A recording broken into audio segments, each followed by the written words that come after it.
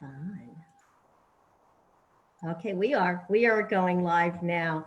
Welcome to Beyond the Current Situation with me, your host, Lily Sanders. And as a life coach and an author, much of my work is wellness focused.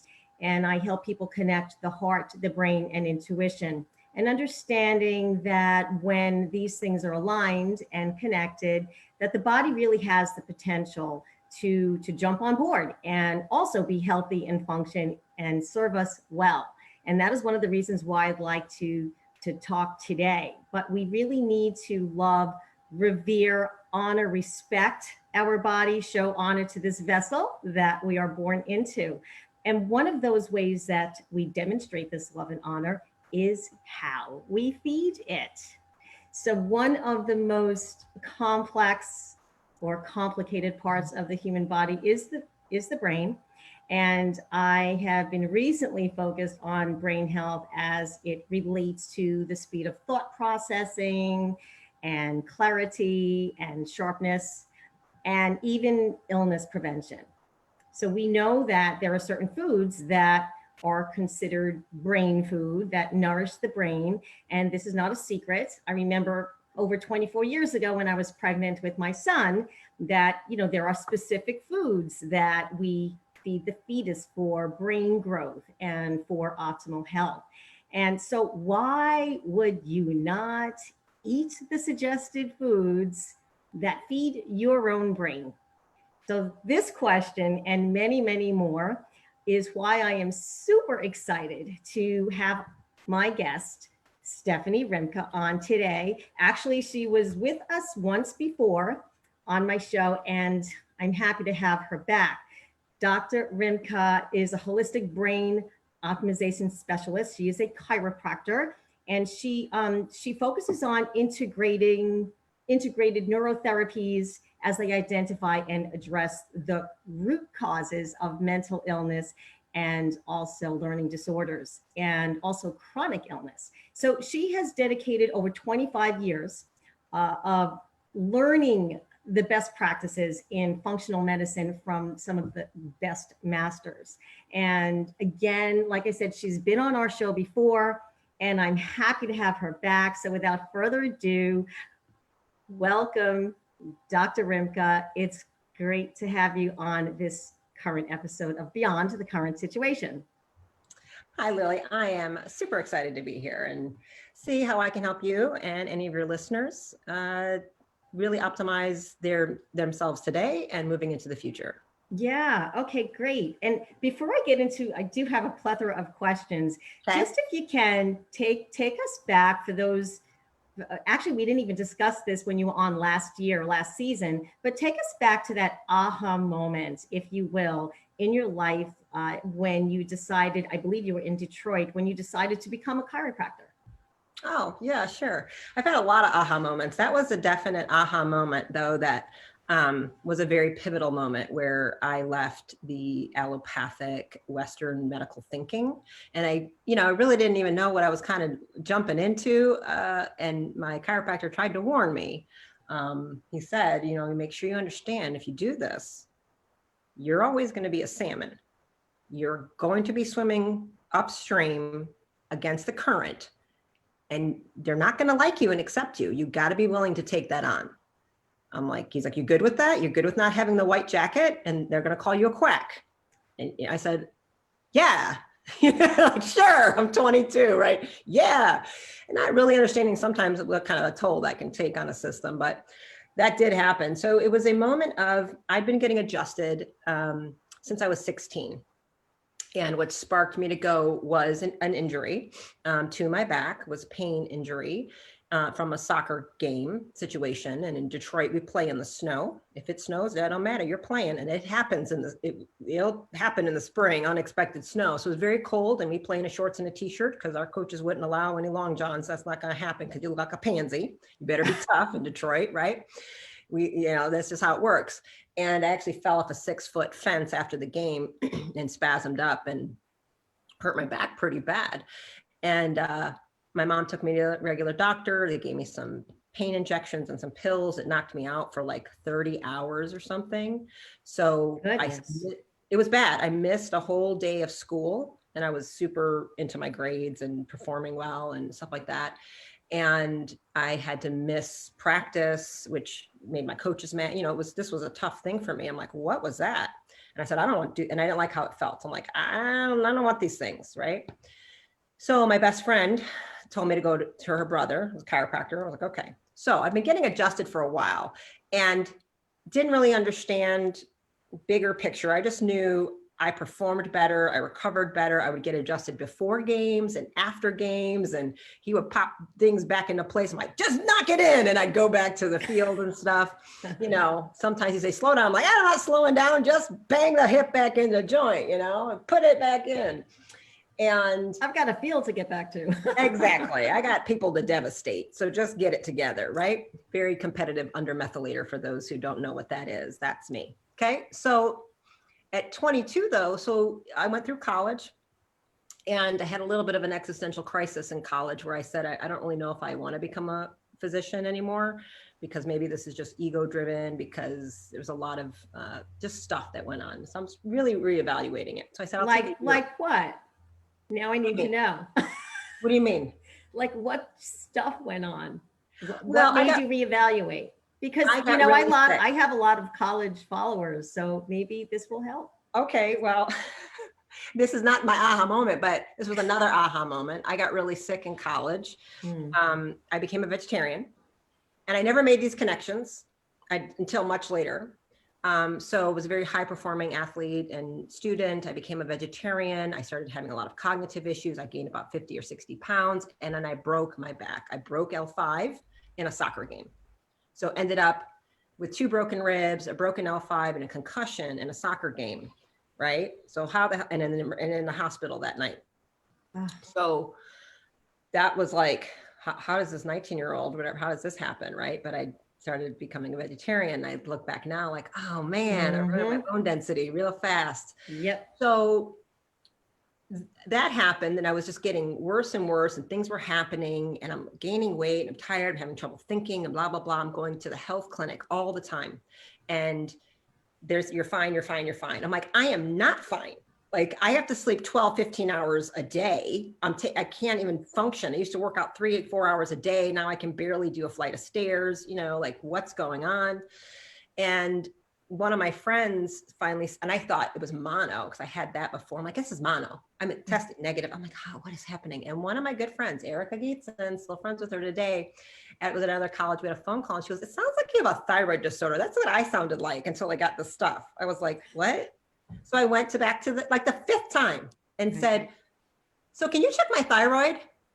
I had to tell the doc, oh, okay. Now they ran, and now knowing what I know, I was about as classic thyroid problem as you can do. You have a person who suddenly for 2 years is eating nothing but soy and gluten. She's gained 50, 60 pounds and is exhausted and is losing her eyebrows and can't poop. Gee, doc, those were the geniuses that never even thought to run a lab. Okay. Oh, so I was like, man, they're not real bright. So then they were like, you're going to have to take this drug the rest of your life, and it'll be 3 times as hard for you to lose weight ever again. Like Synthroid, something like that. Yeah, it was Synthroid. Yeah, whose mother wasn't on Synthroid, right? Well, yeah. It's so stupid. Yeah, well, again, you need the hormone. I felt good. Of course you did. Pathetic. It definitely, I was like, wow, I could, do math. I could do chemistry again. But they never get to the root, do they? They never go to the root. No. So I said, let me figure this out. And then I got myself off of it, after 2 years and stuff like that. So, and then doctors would literally be like, how's that? What do you mean you were on Synthroid? You're not on it now. I'm like, I told you what I told you. I fixed it, so I didn't know it was a vegetarian thing. I was doing other. So anyway, that kind of, it was a lot of that process that made me go, I don't really like any of it. Like going to see a bunch of them and going through that process, I saw they didn't spend any time with me. They didn't teach me anything. They didn't have answers. I actually had to tell them what to do. And then I had to fix my own problem. And it was never like that when I went to a chiropractor. Like when I went to see Keith, Dr. Khalil in East Point, Michigan, Detroit, for all these, shout out if you're there, East Side, go see Shout Keith. Out to Dr. Yeah, Keith. go see him. He's still practicing. He's like 60, still practicing. He's killing it. How wonderful. So he happened to be an extraordinary chiropractor, very much just focused on adjusting. He was a little bit into nutrition, very, very mildly, but it was always principles of how my body could heal itself. He was always programming us into you're divine, you're perfect, you don't need drugs, and just make these choices, and explaining the nervous system. So it was a very different experience. And in college, he had me go see a local chiropractor so I could have a little bit of maintenance. So he's like, you're going to need it, like how you throw your body into the field and posts, and just you're going to need somebody to manage this a little bit. Okay, so it was just a different energy, right? So I was like, but I didn't think about being one. I just thought maybe I'm only doing this because I'm this poor kid from Detroit, growing up on welfare, and being a doctor is like, that's the biggest and best thing I knew to be. Right. How do you make money and how do you help people? Because that's what I want. I want to help people. I wanted to be a philanthropist. That's when I found out what that, I'm like, that's what I want to be. Oh. Found out you have to have a lot of money. I'm like, to be one. Exactly. Yeah. Well, I'll go get a lot of money. And everybody I knew, all my friends' parents were doctors and they had a lot of money. So it sure seemed like that's what I should do. that's all I knew, right? That's what you do. And that's what you do. Yeah. And so I had to reevaluate, and I realized in that year off, I explored a couple different fields. Mm-hmm. A lot of my friends' parents were surgeons. They let me come into the surgical rooms with them. They let me do rounds with them. They let me see what it was like. I worked in the mental health field with schizophrenics and a mental hospital and group homes, kind of getting used to what that was like. And I was making my decision on surgery or psychiatry, really was what I was thinking, and making sure I wanted to make this commitment of 8 years of school and borrowing. Back then would have been $100,000. Now it's $300,000. But you really want to take 8 years of your life, do this, and borrow $100,000, right? Well, in that time of when I was doing all of that, I was going back to get adjusted. I would get adjusted. I would stop getting adjusted. I would get adjusted. Like a lot of people do when I'm in pain or when I don't feel good, I go back and I say, can you fix it? Right? Same way people do with yo-yo dieting. I was like yo-yo chiropractic, very, very normal, right? Yes. So in that, after a few months back with Keith, and it was a long drive. I was working with schizophrenics and as a systems analyst. I actually did 2 jobs at a time, and one for money, one for love. And I said, Keith, I got to ask you a question. He goes, yeah. I go, so I'm looking back at all these years I've been getting adjusted. He goes, yeah. I said, now it can't just be the pain. He goes, okay, what? I go, why am I like so much happier? My mood is totally different. I see things differently. I'm just a happier, more optimistic, like something is so radically different when I'm seeing you consistently versus when I'm not. And it's not always correlated to pain. So why is that? And it was that moment. Good question. Good awareness. He just stopped everything. And this man at that time was seeing 400 to 500 visits a week. He was busy. Okay. He had a waiting room full of people, 5 or 6 staff members. His wife was his office manager in there. He pulls out the marker and the whiteboard, and I mean, he's drawing brains and talking about afferent and efferent, blah, blah, blah, information coming in and da, da, da, da, and all this stuff. And I was like, what? It was just this explosion. That was your aha moment. The nervous system was functioning right. Our perceptions of the world are totally different.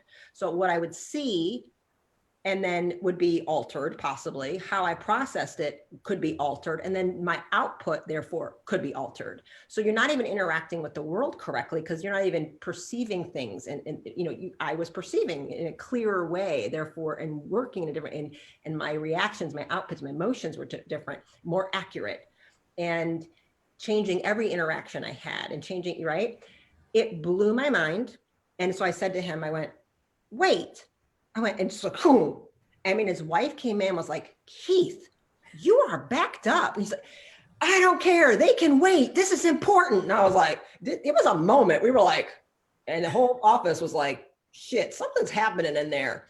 And it was, we were like this, like, what? And it was, and I said, wait. so you're telling me the schizophrenics need to be adjusted?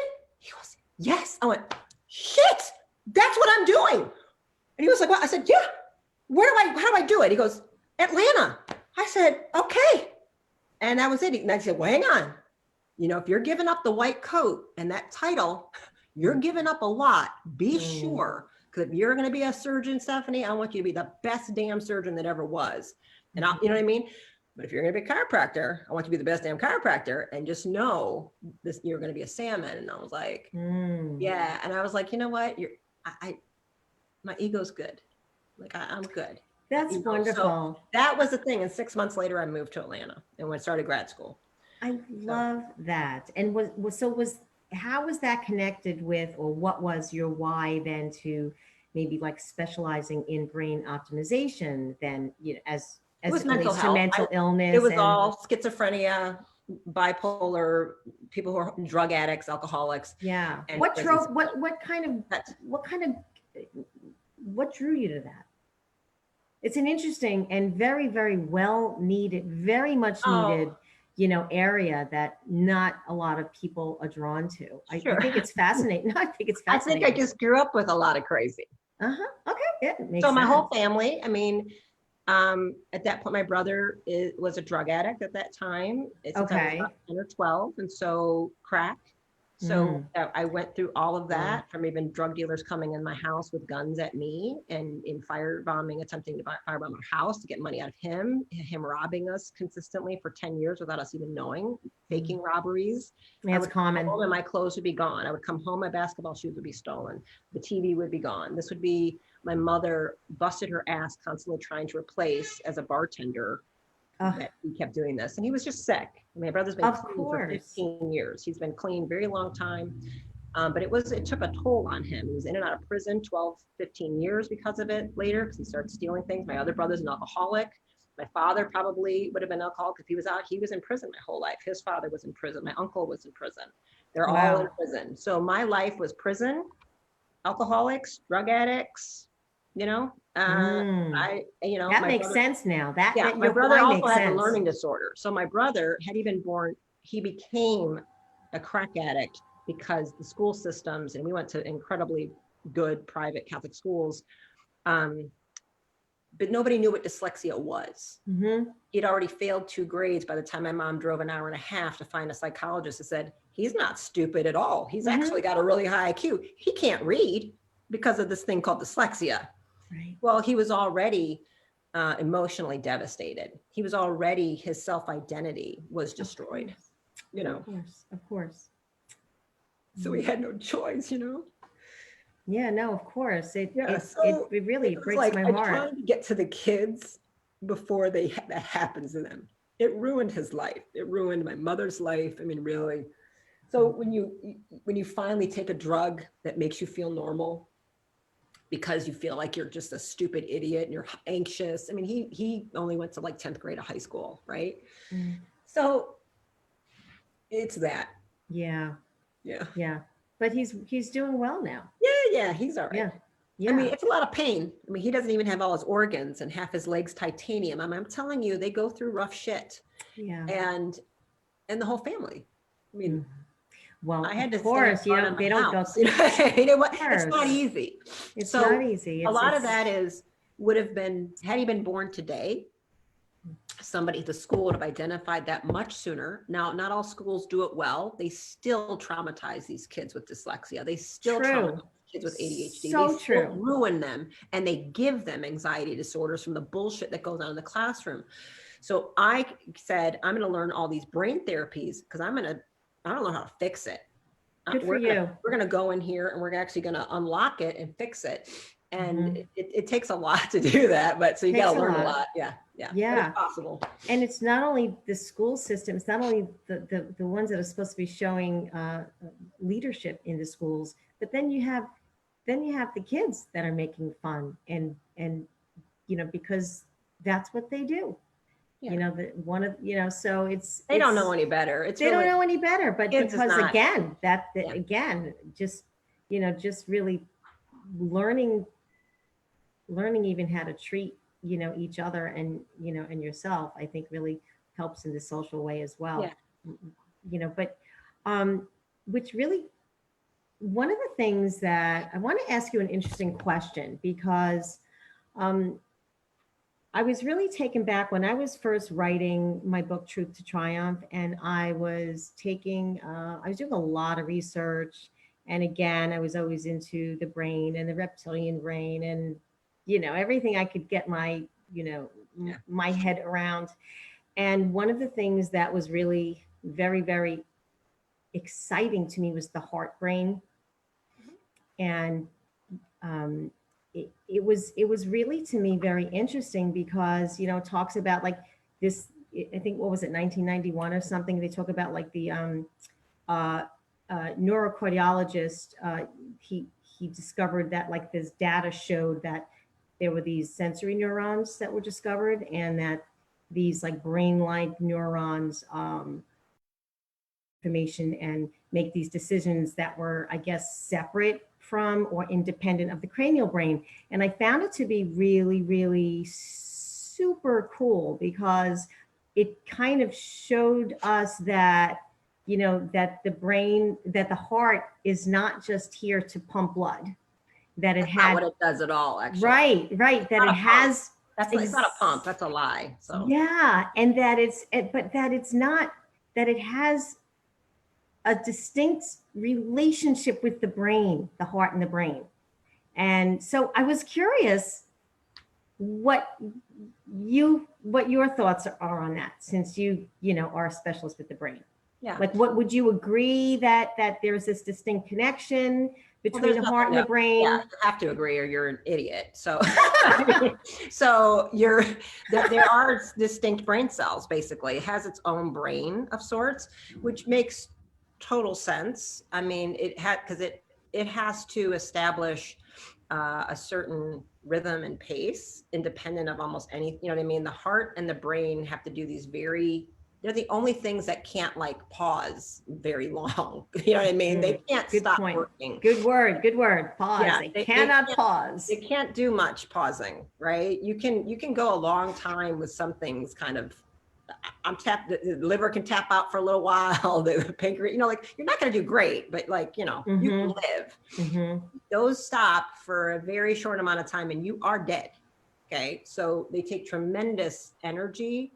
And so they have their own independent systems, and they are highly connected with each other. So they are communicating with each other like mad, but they can also be like, hang on, I know what I'm doing. I got to do this for a second, I like the way you put that. Yeah. I need you, and like, shut up a second, so they have that ability. Oh, okay. So to me, they're just like a beautiful relationship where they respect each other, that they have independence, and yet they know they have to be in harmony the overwhelming majority of the time. And when they step back and do something unique, they're like, oh, okay. And then they kind of work synchronistically. Yes, they have to. Everything's coupled systems in the body. Mm-hmm. Yeah. By itself.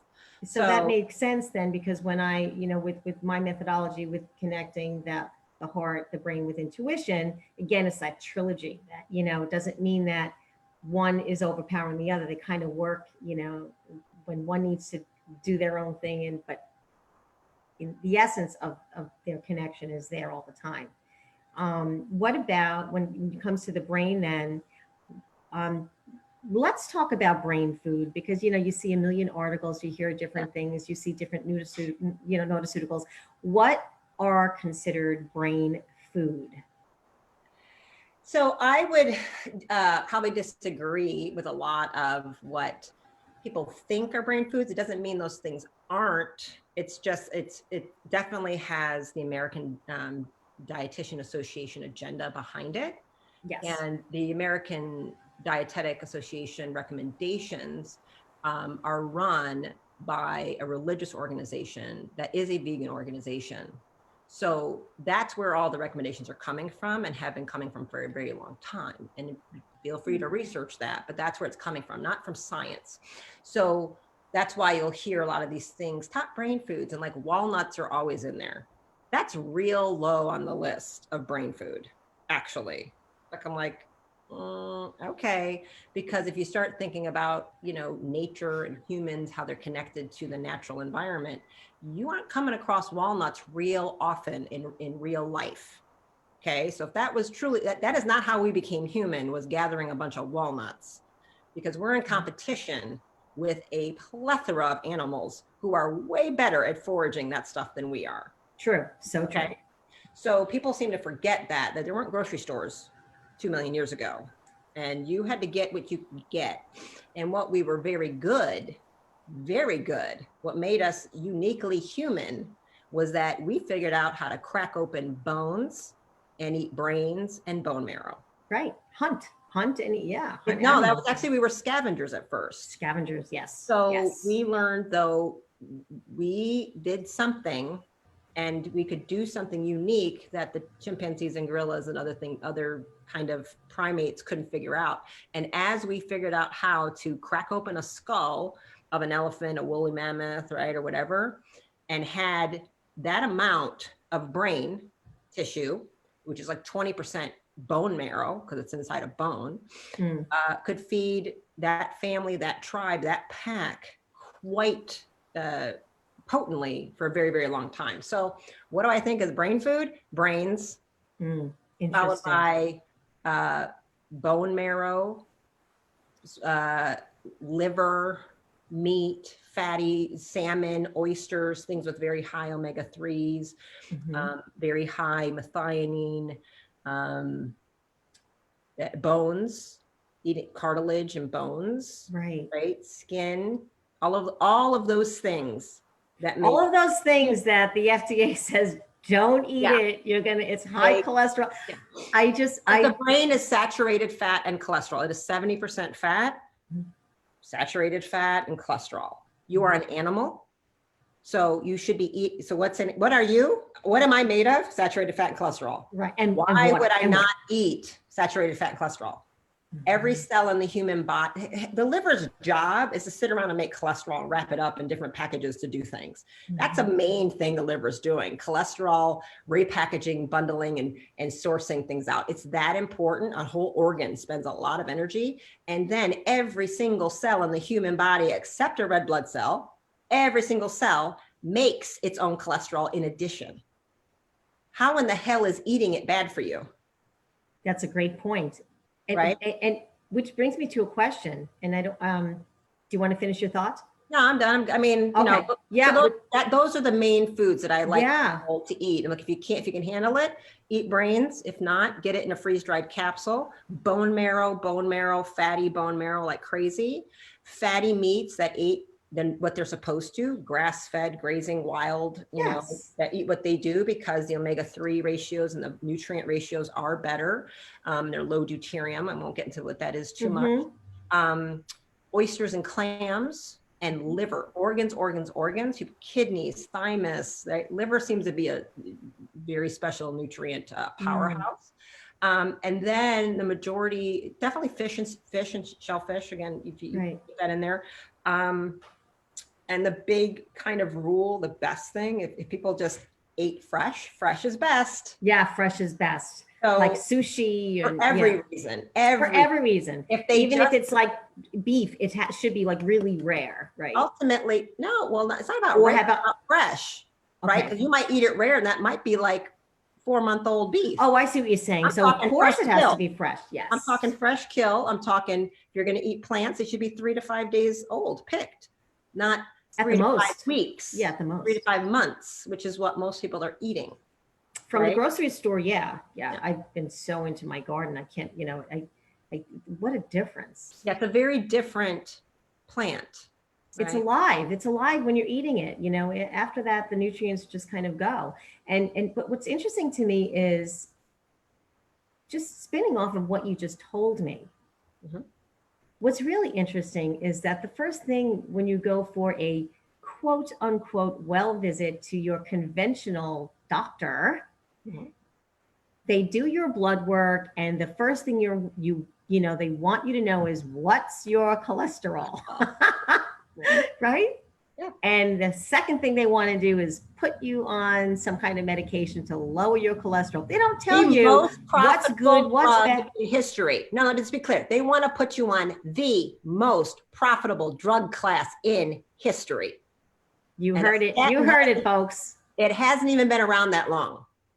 Because you know what the normal cholesterol level was in the labs when my grandmother was alive? When What? she was at my age? What? 300. That was normal. Do you know the rates of Alzheimer's, dementia, Parkinson's, and MS when my grandmother was my age? I don't know it by heart, but it was real damn low. Yeah. Okay? I'm like 311. My cholesterol is like, Oh, that's 311. gorgeous. Yeah. Yeah. So, but the good, I guess, is there such thing as good and bad? But I'm taught that this is the good, this is the bad. Yeah, You know. I hate that. Yeah. It's But- just, yeah. And even us, even the holistic people say it so stupid. So your body's never going to make a bad thing. Not gonna happen. That's how I feel when someone says, "Well, what's the bad?" I'm like, "There's nothing bad in this body." That's part of their brainwashing you and to tell you you're broken, inherently broken. So you need us to give you this drug. Oh, you have autoimmune. Oh, you have this. It's bad this, bad that. And none of it's true. It's your body's always doing exactly the best thing it can do in the situation you've put it in. Okay. Yes. Period. So it's always working in your best interest. Now you might make it really hard on it to do the right thing, but it knows to do the right thing. And the more artificial and disconnected from the natural world we keep getting, it does get like, I don't really know what that chemical thing with that methyl, mercury attachment is, but I'm gonna put it somewhere because it's clearly bad. I'm gonna sequester it here. Wow, I don't really know what a peg is. I've never seen this before, so we should do something. So it's doing the best it can by you screwing with it. With what you're giving it. Yeah. Exactly. Yeah. And how let me just say the cholesterol thing, right? So the number just keeps getting lowered artificially to sell drugs. That's the truth of it. And they I'm befumbled right now. Why? In a good way. No, I'm just excited for someone to actually just go out there. Not lie to people. That's what I love about Dr. Rimka. Yeah. Just put it out there, If they don't believe me, turn off the channel. Don't care. Take your I agree. Good luck with that. Yeah. Happy days. Look at the stats. Look at why people have cognitive problems look at the rates of dementia and Alzheimer's and ADHD diagnosis post going on a statin. Look at the brain fog. Look at the issues. Look at what happens. Okay. But also look at the history. Look at the Ansel Keys study, the famous study that made him famous and made them change all their recommendations to lower the cholesterol number because he said saturated fats and cholesterol cause heart disease. Because he lied and manipulated all the data. We have now proven this. We've gone into his stuff. He should be jailed. He's dead, right? It was a complete falsified study. Look it up. He cherry picked the countries and said, I'm going to ignore all the data that tells me it's not true and just publish this. And they knew it. The entire American Medical Association knew it. The American Dietary, they knew it, but it fit their agenda to sell a new drug that they accidentally found out could lower cholesterol. So they said, we need to figure out how we can market this thing because it lowers cholesterol. So if we can just start lowering the number, now today it's 200. It should be your normal. Oh, please. I don't want a patient below 220. Because that is the number we show very clearly. Dr. Perlmutter has laid this out, neurologist, very, very well. You want 220 and higher to protect you from dementia and Alzheimer's. And I'm sorry, that's what matters, the brain, protecting it. Yeah, absolutely. I love that you said this. And because now, so then eating in this type of lifestyle, like eating like a human? Yes, let's explain. Eating like a human being. Yeah. Okay. That's proper human diet. Yeah. That's put perfectly. You heard it from Stephanie. Eating a proper human diet as your lifestyle can prevent you from getting diseases and things like Alzheimer's, what else? Dementia? Neurodegeneration. I mean, neurodegeneration diseases. Okay. Yeah, it's part of what you need to do. I mean, you can eat a proper human diet and inject yourself with mercury every 4 days, and you're probably going to get, your brain's probably going to get screwed up too. You know what I mean? It's a balance. People can eat a proper human diet and, they're alcoholics. And so, well, we have a problem because that's a lot of stress on the system. So the system will still maybe have some hiccups, but absolutely it doesn't. I mean, it seems like, I'm not sure why anybody, we're the only animal on earth that has an entire library of books written on how to eat. No other. I agree. I mean, it's like, because we're so smart, we're overthinking something so basic. And what it is, because we're so smart, because we made this cortex mind-blowingly huge compared to every other animal and the size of what we have, because we were eating brains and bone marrow, guy. That is why it happened. That's why we developed this way.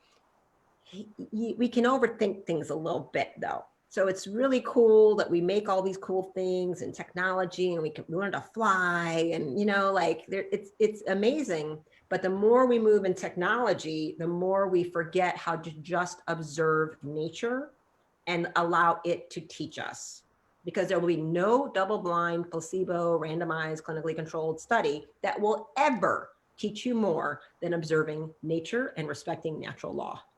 Yeah, no, I couldn't agree more. And it should be innate.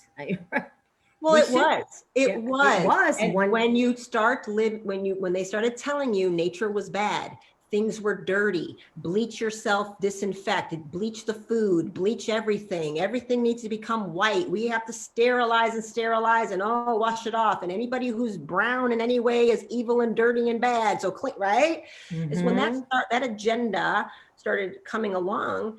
Everybody started moving into cities to cluster them into their factories to make their products and mine their coals and their diamonds and everything else to make them profitable. And people left the land where they knew what to do, and they were having clean brains, and clean bodies, which were massive antennas to have divine resonance to know what to do all the time. How do you think all these primal people knew what all the plants were? The plants tell them what they do. The plants say, I'm good for fever, I'm good for pain. They're knowing. The Aboriginals just know, that the Hadza just know, because they are deeply connected and their brains are not poisoned and toxic anymore. And they no longer can, we live in swamps. You want to connect to intuition. You want to connect to it, have consciousness. You want to get to enlightenment. You better have a clean brain. You better have clean fuel. You better be able to go into deep sleep. You better not be full of toxins. You're like living in a swamp. How are you going to see clearly? How are you going to hear when God talks to you if you're living in sludge? 1,000%. Right? 1,000%. Yeah. You got to clean your whole house, man. Your whole house. And you need to start with your brain. I mean, you need to start with your brain. No, I agree 100%. And do that, everything else follows. Mm-hmm. Yeah. And of course, I always start with that heart center. But again, I feel like it's all connected: the heart, the brain, God, the heart, the brain, that's intuition, the emotional, the heart, the brain. Yeah, that's a thing. The heart is really dealing with, electromagnetics and water. I mean, that's a different thing, and it matters, right? But you don't have to like eat for your heart and do like that. That other piece is a different thing. And I do. Yeah, that's a spiritual thing. That's a connection. That's physicality. I mean, you're dealing with vagal tone and how you use the breathing and the heart rate, and it helps. And you do sense. I mean, it's a sensing organ, and this is a sensing organ. Those two are telling you everything you need to know. Partially probably thanks to all the little mitochondria bugs that do it for us, to be honest. Like, humans are, every creature, we're really not a thing. We are a conglomeration of billions of species of living things. Everybody likes to think we're like, I'm a human, Mm-hmm. Do you know how many consciousnesses live within you? How many bacteria, parasites, viruses, things are there? It's billions, if not. Never thought of it that way, Stephanie. I know. They're working in concert. We made an agreement with them. They do a majority of like work for us. They do all kinds of things. So we don't have to do it. So we can like think big thoughts and do all this other work. Mm-hmm. They make our energy. They digest and make B vitamins.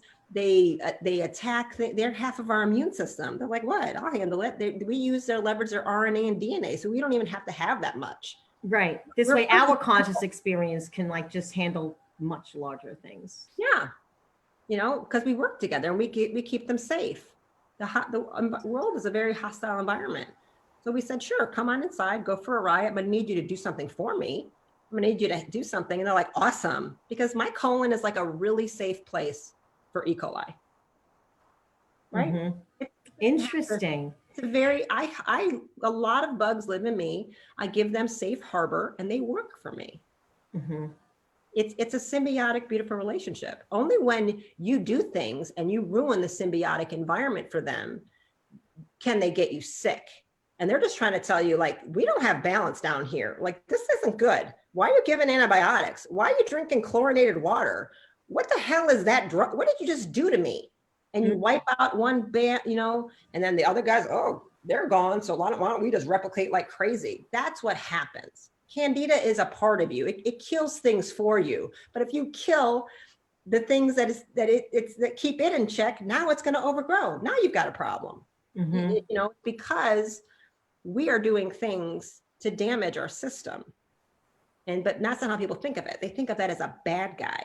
Like, that thing has been working for you your whole life. How dare you attack it now that you did bad shit to it? Respect it, honor it.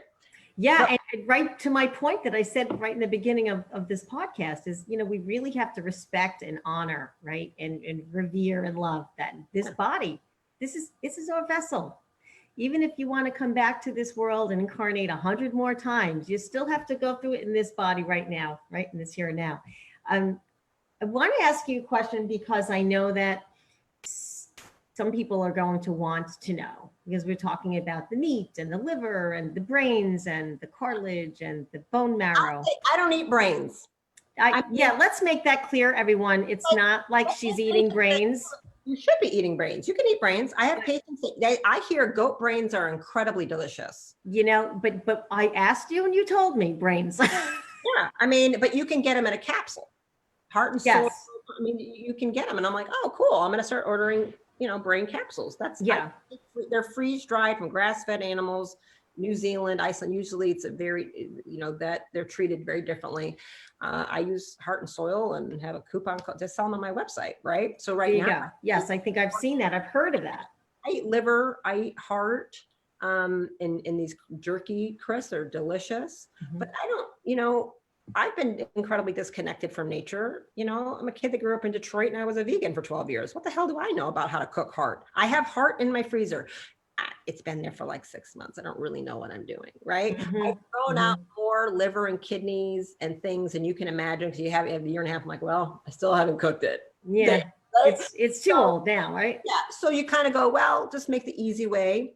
But it's not like I won't eat it. It's just, the reality is that's just another sign of how disconnected from the natural way and the natural humans we've become, that we think that that's gross. And you go to other cultures, they're like, what? They look at us like, these Americans. But you eat a Pop-Tart. Yeah. You think that's okay to eat. Wow. You give your kids brownies for breakfast, or a cereal that literally looks like a bowl of chocolate chips. Who in the hell thinks that's a good idea? Yet, we do.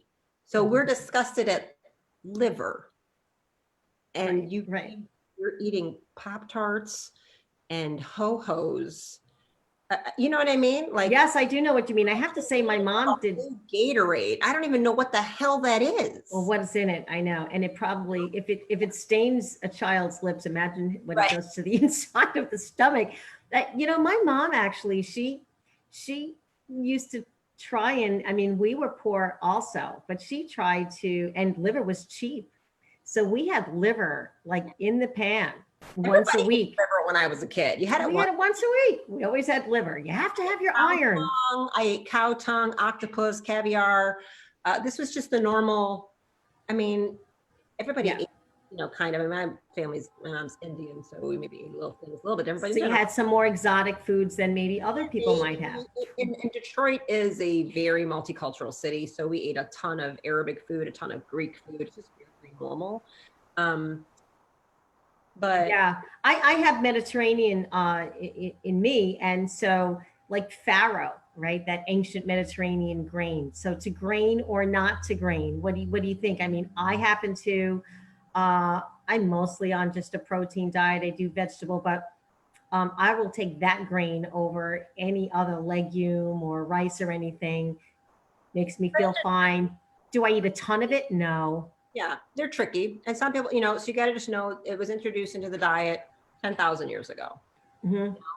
And we can go down a rabbit hole of all kinds of bizarre stuff to like, how was it introduced? Who actually did it? Mm. There's some really interesting ancient tablets that have been kind of hidden from regular history to be like, it's an interesting reason why grains were kind of like, why do we have this genetic shift? Or like because they gone back and gone, wait, grains used to look like this. Then suddenly we have these bizarre genetic hybrid things that are not the same. And they got worse and worse as we started manipulating them. But there was a major shift even in natural grains that were on the planet, but no humans ate them, by the way, because the amount of work that goes in, nobody walks up to wheat and says, that's a good idea to start chewing on that. I mean, somebody probably did and realized it was a good idea. Because you can't. I love oats, and I love oats. I love oats. But again, I love flax. I like seeds. I like seeds. Eat it in nature. If it takes that much work, if it takes a factory to turn it into something you can consume, humans never ate it. That's a good thing. Let's repeat that for our listeners. If it takes a factory to turn something into something that a human can consume, it's probably not the best thing for you. It's not probably, it's not. It's not. It's not the best thing for you. It's so fresh. Well, what about then if I get, now I'm asking for things I'm allowed, Stephanie. So what about, which by the way, I'm talking about like a tablespoon, like I really love this hemp husk. It comes right from someone's farm. It's like husky, nutty, like seedling things. I like it. Doesn't make me feel bad. I like wine. It doesn't mean it's good for me. I still drink it. Right, right. We all have to just know sometimes you have to like in moderation. Health food. You know what I mean? I'm making my sometimes I eat cake. Mm-hmm. You know what I mean? Like I'm not under some delusion. Yeah, we all do. Exactly. Food, right? You can certainly make those things less toxic. You can make less toxic versions, less harmful, closer to natural versions of everything. Mm-hmm. These carnivore waffles that my friend Sarah Kleiner, the recipe, it's literally egg yolks, baking soda or powder, I always get it wrong. And is it water? What is it? Do you remember? Oh, it's 3 ingredients. You mix it. Baking soda? Okay. Yeah, it's like. Because it makes it puff, makes it grow. It is like the greatest waffle ever. It is literally just egg yolk, really. My son even is like, these are like amazing. He goes, so you're telling me this is just basically protein and fat? I said, yep. He's like, I would never. I mean, so there's no grain in it, right? So of course, like, is that natural? No, there's no waffle maker in the forest, right? Let's just be clear, okay? Right. However, it's significantly better than a paleo version, which is better than a gluten-free version, which is better than which then there's a whole grain, like using a grain that hasn't been hybridized and doesn't have glyphosate and GMOs. That would be better. Then you have the kind of thing you'd find in a McDonald's, right? Mm-hmm. So there's levels of what you can do. Exactly. But truth be told, I mean, and you tell us, fat is not what you're getting on, you're getting not sick from fat, but sugars you are getting sick from, correct? Well, the right fat. The right fat, let's be clear. People are eating McDonald's fat. They're eating omega-6. Saturated fat. Salt. Mm-hmm. No, saturated fat is good for you. Okay. That's natural. Oh, what is it then? Polyunsaturated? What is the one when deep fried? Fatty acids, the seed oils, which are a complete product of industry to make money. Because I mean, canola isn't even a thing. We just invented that plant to, so canola, soybean oil, peanut oil, rapeseed oil, corn oil, all of those seed oils. I mean, I would put even olive oil and avocado oil into this list, that you should never be cooking with any of those. Mm-hmm. Some of those you should never eat. Some, like the olive, avocado, coconut, can be used over here in a way. You eat it, you drizzle it, you eat it fresh, avocado. But again, remember, are you going to sit around in the wild and press a ton of olives together to make oil? Right. No, you just eat the olives. Okay. Which is actually what I do. My boyfriend loves olives. It's So very easy to cook down animal fat. That's what they kill it and you boil, there's your fat. It's very hard to get oil out of an avocado seed. Very hard to get a whole bunch of olive oil out of olives. So I'm just saying that's still a factory mechanical process that requires a manufacturing plant. It's going to be damaged. It's going to be rancid. Are there benefits to it? Sure. And there are also costs to it. So I'm not a big fan of those either. But so the corn, they're high in omega-6. Those seed oils combined with the high carb sugar, it's an absolute pathway of destruction of insulin resistance, metabolic destruction, obesity, cancer, brain deterioration, everything we're seeing. Because those things are not even found in nature. We would normally never be eating them. And they embed themselves in the cell membranes and completely break apart the in and out transports of thing and the electrical conduction, and you're ruined. You're ruined. If you can't make the right electrical communication in your brain, you're done. wow. Well, then let's talk about seasonal, limited seasonal berries and fruit. Yeah. It has sugar, but I'm talking about seasonally and also a limited amount. Talk about that. Yeah. So I'm a fan. I've always pretty much been a fan. I'd say probably the last 15 years of seasonal cyclical eating, seasonal cyclical ketogenic, seasonal cyclical fasting. Same. Me too. Same. Astral way of what happens. But not everybody has all 4 seasons. So you don't get to have all 4 seasons if you live in the UK, because you don't really have it, because you're not getting the light signals that allow for you to have a banana in, because they don't grow there. Okay. So, but we're going to take it back to nature. Okay. We're in a tribe, and how the packs lived, how we lived before all this 10,000 year bizarre agricultural congesting in cities and stacking up ourselves on top of each other and pooping in the streets and the way we do it now, because that still goes on. Okay. Before we did that, most of the tribes, the sweet number is about 150. Sorry, I got to get a little bit of water. Speak of the devil. Thank you. About 150 to 200 people max is that kind of sweet community spot. So let's picture we're 150 people in our tribe, in our pack. Okay. We might be a nomadic people. We might have a herd of cattle and goat that we kind of are even ours, right? Because we're pretty smart. We figured out how to do that. So we have a food supply we kind of manage, and we let them, as they graze and go, they know where to go to get food. They got to have it. So we have to follow them. Okay. Right.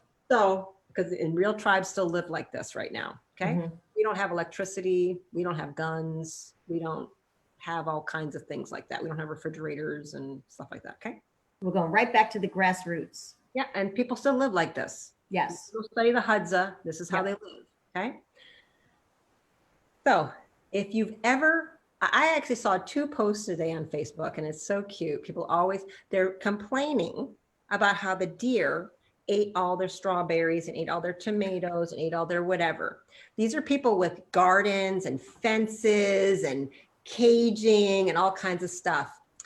And the occasional whatever's around us, because there aren't a lot of animals living in a city, y'all, right? They're always stealing the rabbits, right?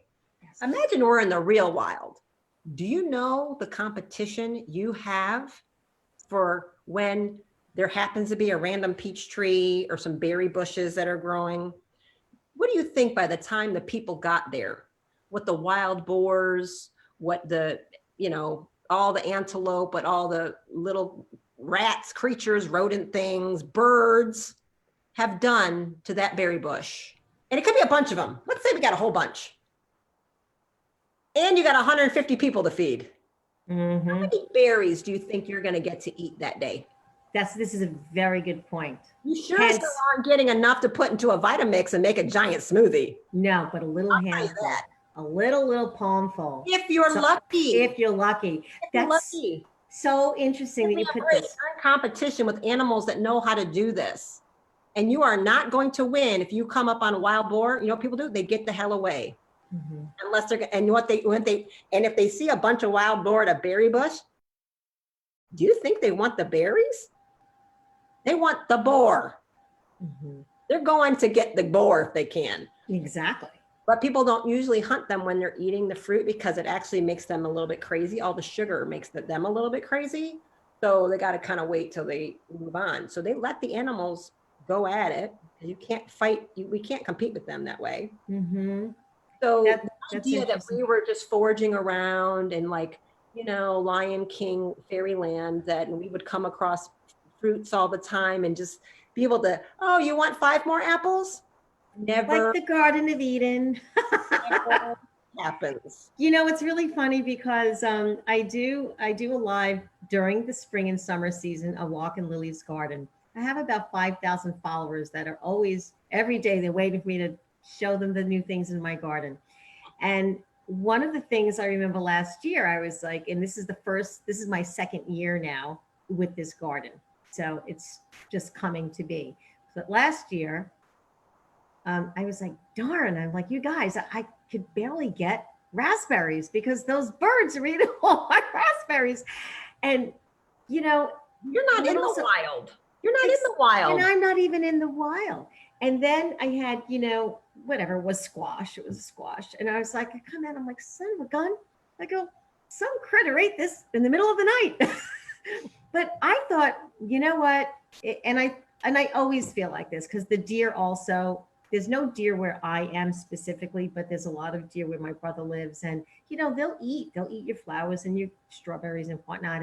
But like, it doesn't bother me because they have to eat. Everyone has to eat. But it's interesting how you made that food for them. I mean, yeah.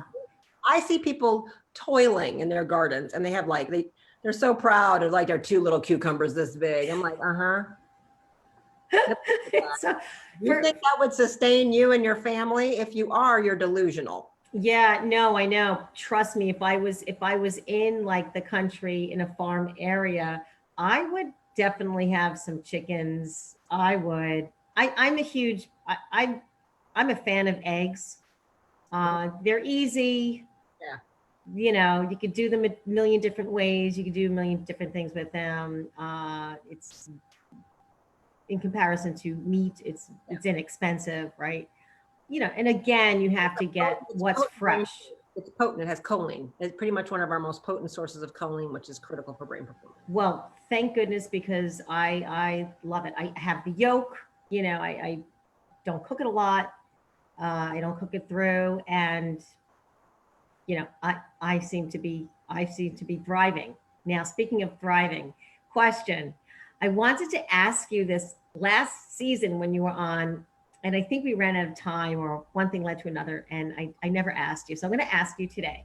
Okay. Sex drive. So let's talk about this. Are there certain foods that can help our listeners maintain a healthy sex drive today and also as they get older? How about for the older? I'm in my late 50s. Well, everything I just said.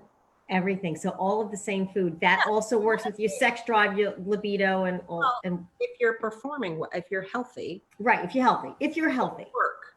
I mean, well, things are going to work better. Okay. Mm-hmm. So, I mean, oysters, I said, was one of my top things. I mean, and everyone kind of knows that there's supposedly oysters is great for your sex life because it's giving you what you need: liver, oysters, high omega-3 fish, mm-hmm. ruminant red meat, fatty meat. These eggs, these are your, without doubt, superfoods. These are your superfoods, guys. You heard it here. It's do that. That's going to help, give you all the nutrients you need to do everything you need, and have cholesterol, saturated fats, where all the hormones are coming from. So if you have low cholesterol, I mean, that's why everybody who goes on a statin has no sex drive. It ruins libido because you have nothing to make hormones from anymore. Every one of your hormones is made from cholesterol. That's the backbone. So what do you and your brain is cholesterol. So if you keep lowering it, you're going to have poor brain performance and poor sex drive and poor hormonal control. So that's definitely where I would start. You want to do the basic foundation. Like I said, if you protect the brain, you're protecting everything else. Everything upstream works. There you go. You protect your brain, you protect everything else. And Yeah. this is also what you just said is so interesting to me. These foods for sex drive, you're going to need, B12, but zinc is really, really, really important. And often that might be a thing I would supplement in this. If they're doing everything right, we still might need to put something in there. It's really interesting. Yeah. It's funny because, and it just coming to my now, right from my brain is going to come out of my mouth now, but, and not to get personal, but it's interesting because when you're an older woman, and let's say you're postmenopausal for years, right? I've been menopausal for years. And in fact, I laugh when you have to fill out that same form. When was your last menstruation? I'm like, I don't know. Look it up. I don't know. It's been so many years. I'm going to the same doctor, right? But it's really, I still menstruate and I never know when my last one was. So there we go. so to my point. I don't remember. Yeah.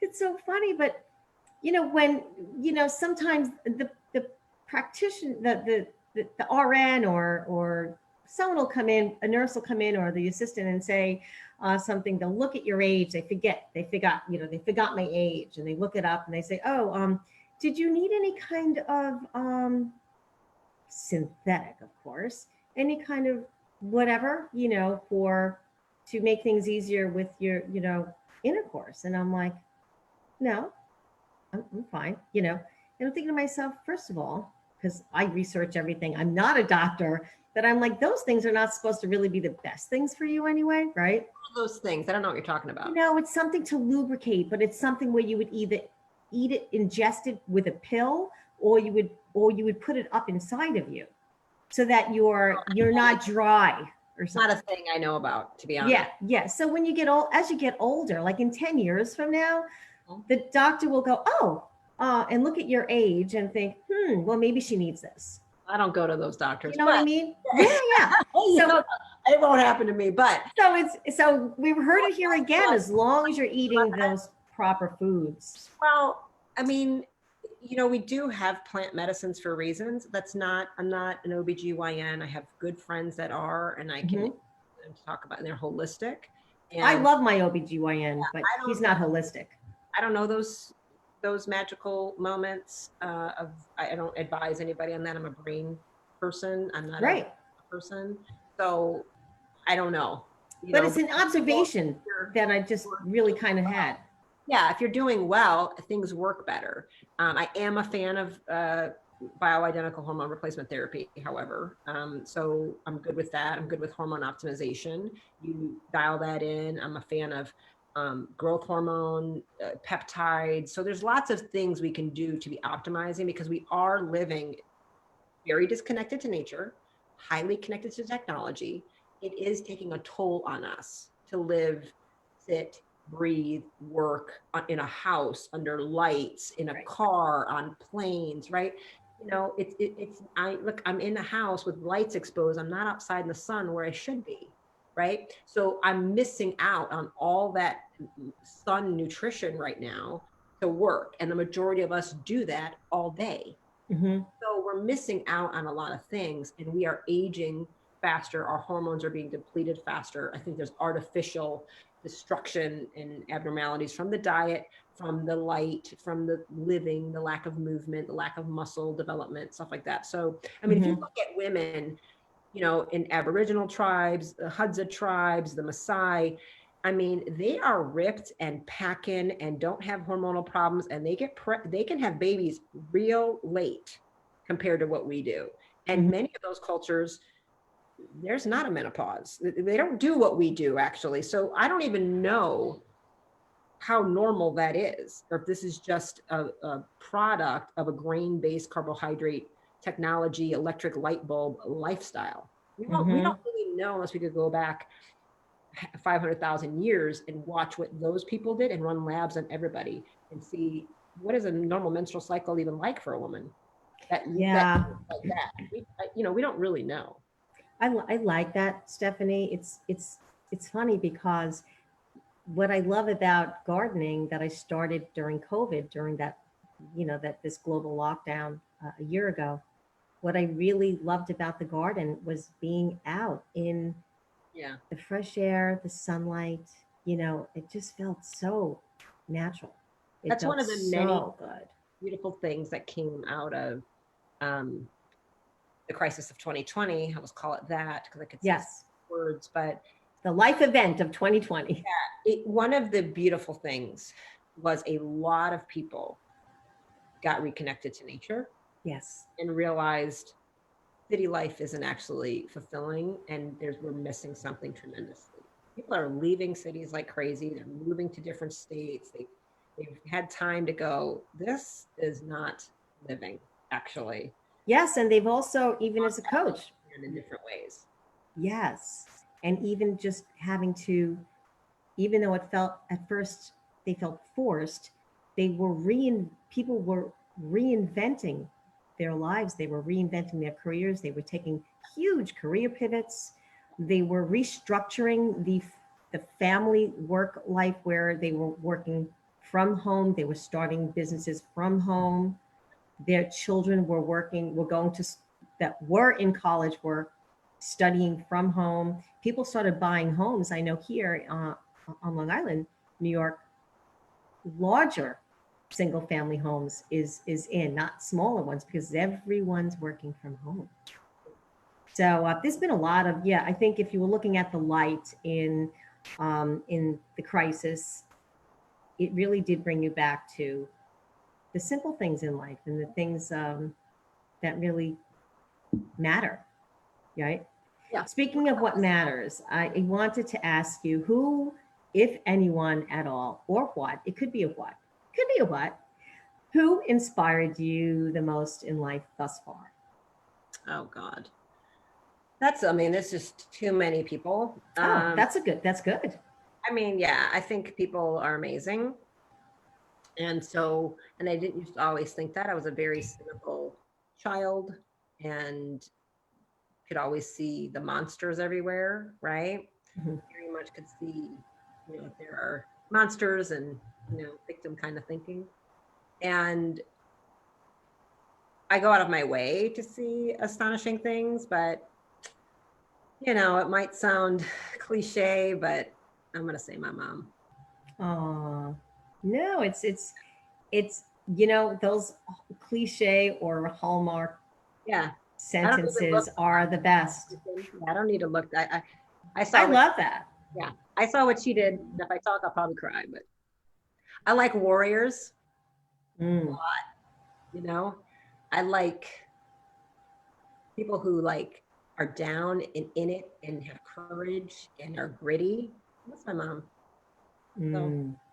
I yeah. love that. Oh, is your mom still alive? Yeah. Yeah, I'll be because 76 in nice. like Don't two. you? That's amazing. I feel. I think it's really a blessing to have that, and then to have your mom alive. My mom just turned 85 on Saturday. Wow. Yeah, it's a milestone. It's a milestone. Mm-hmm. So I had a little shindig here, a little party in the back patio, and yes, we all had birthday cake. I was running around. I barbecued. You'd be proud. I barbecued sausage, three kinds of sausage, and skirts, and steak and shrimp. So there was a lot of protein here, a lot of protein, but that's nice. I'm glad to hear that your mom inspired you. And if you were to write or say, or if you have a credo, what might that be? Well, there's a couple. Uh, Okay.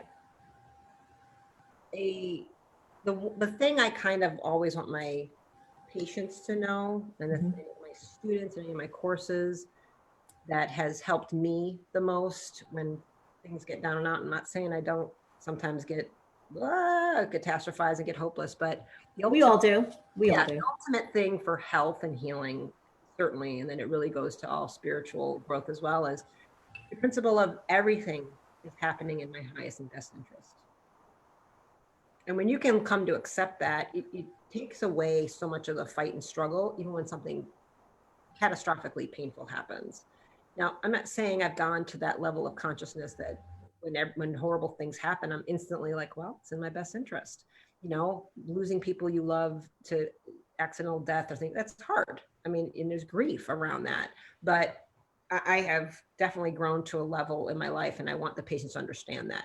That way they're not caught in victimhood, they're not caught in blaming, they're not stuck in anger and revenge, which is just wasting all our energy. And we can't get any healing done from that space. So like the people, patients that I've had that will say, and they know it with that deep gratitude and awe of like, I finally feel, I said, what? My son's suicide was the greatest thing that could have happened to me in my life. When a woman can say that to you, she's healed. Yeah. She doesn't need her psychiatrist anymore, her psychologist anymore, her neurofeedback anymore, her medication anymore. She doesn't need a damn thing. She needs to go play and have a good life. She's not on her benzos. She's not addicted. And then they come in as addicts from all the drugs that they had to numb that pain. And when you can get to the place of saying something like that, my cancer was the best thing that ever happened to me. It changed my life. And they keep a picture of themselves in their house of their chemo head, and they're like glowing. And they look at that with, that's the best thing that ever happened to me, because it changed everything. And I'm a better person because of it. That is the kind of shit I want to be around. Right. So yes, that's, if I can teach my patients that, we've won. We've already won. Yeah. Now we just change food and some supplements and do a little therapy, whatever. It's easy. But if I can't change that thinking, and you're still thinking, woe is me, and what is everything so bad? And I don't know, this thing, this disease, this Epstein-Barr, this tick did this thing to me, we're gonna have a hard time. Yeah. Seeing it as, that's your wake-up moment. You should be damn grateful. You should be damn grateful instead of the woe is me. Yeah. The guy who gets, arrested with a DUI, spends a couple nights in jail, loses his license for a year. Good for you. You didn't kill somebody, moron. Now you can get help for your addiction. Yeah. That's a blessing. And the people who actually do that, they're the people they become the winners. They become the courageous heroes. They took the moment or they could go on and be angry at the cop, angry at the whoever, angry at the, and they get it the second time or the third time, or they end up killing somebody. Right? Absolutely. Take the warning sign and do something with it. So that's my clinical, professional, and also a personal one. I love that. That's perfect. This is such a pivotal time right now, post COVID-19. Again, we're still a little bit in it. Some of us still have just recently even still lost people, including myself, due to COVID.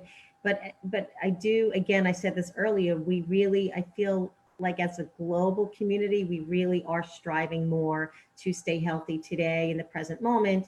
And as we strive toward remaining healthy tomorrow, and even prevent any kind of illnesses and disease like we discussed for tomorrow.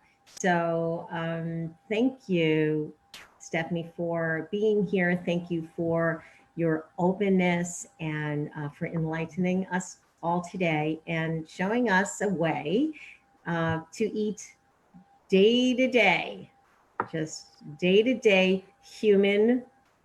What did you call that? The closer to nature you are living, the better your body will. You don't have to be worried about your vitamin D levels because they reset because you be in the sun. Exactly. If you don't have cholesterol, by the way, you can't make vitamin D. That's my last note, but you are very well. Yeah, that's a good note. Yeah, people don't understand. Oh, I'm in the sun, I still don't make it. Yeah, because your cholesterol is 150.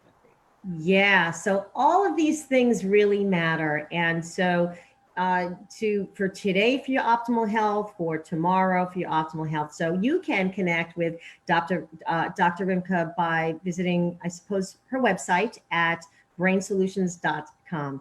And if you it's brain and body, so you just brain and body, say brain and you can just go drrimka.com. Yeah, just Google Dr. Rimka and that'll come up, or just drrimka.com. Yeah. Or brainandbodysolutions.com. Yep.